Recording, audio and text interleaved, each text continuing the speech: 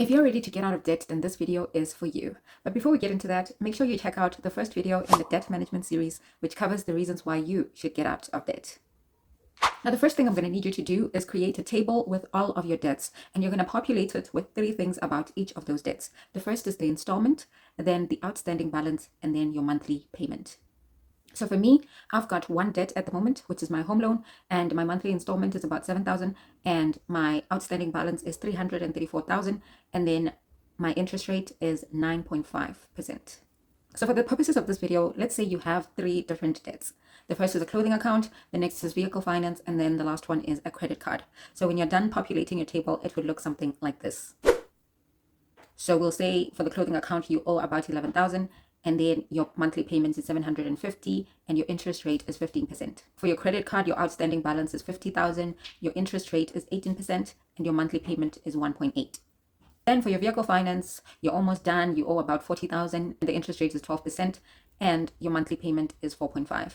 Now, step number 2 is choosing a debt repayment strategy. So there's typically 2 ways that you can tackle your debt, either using the snowball method or the avalanche method. The snowball method requires you to tackle your debt from smallest to highest outstanding balance. So in our case, if we look back at our example, the clothing account, which had the outstanding balance of 11,000, will now be the smallest debt. So that would be the first one that you tackle. Then you go to the vehicle finance, and then lastly, you would tackle the credit card. So how that would work is that you would continue to pay minimum payments on all of these debts, but any extra money that you have, you would throw into the clothing account. Then once the first debt is fully paid off, you would then take that 750 that you were paying towards the monthly installment of the clothing account and add it to the amount of money that you're paying for the vehicle finance, which would now become 4,250, and then any additional money that you have as well into the vehicle account. Then once you're done with that, then you would do the same thing with the credit card until everything is paid off. The benefit of the snowball method is the fact that it keeps you motivated because the progress becomes obvious much faster. Now, the avalanche method is a top-down approach which tackles the high interest rate debt first, all the way to the lowest interest debt. And now the reason behind this is because your highest interest debt is the most expensive debt that you have.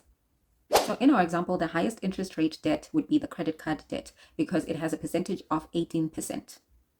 So that is the debt that we would tackle first and put all of our extra money into and pay off. Then start doing the same thing that we were doing with the snowball, where we take the installment then and anything extra and then tackle the next debt and then the next one until all the debts are cleared. Now, the benefit of this debt is that you will actually save more money in the long run by tackling the most expensive debt first.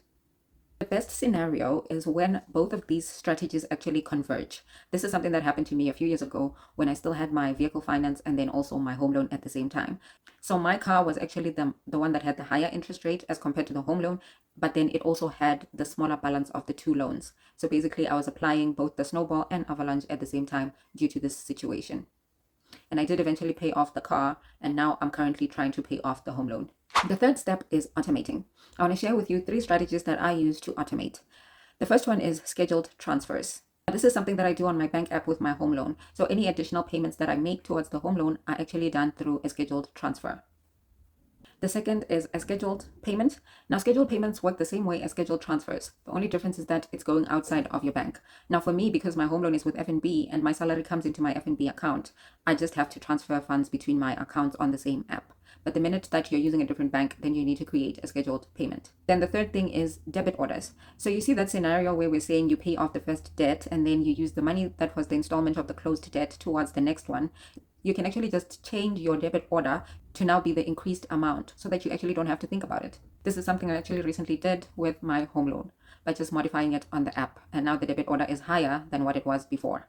Now, the reason that you should automate is because it will save you from decision fatigue and having to make the decision every month to top up your payment. Now, for all of this to work, you need to stop accumulating more debt. And you also need to be willing to do the hard thing now, which is depriving yourselves of luxuries and the nice to haves so that you can enjoy later. So keep your eye on the prize and the next video.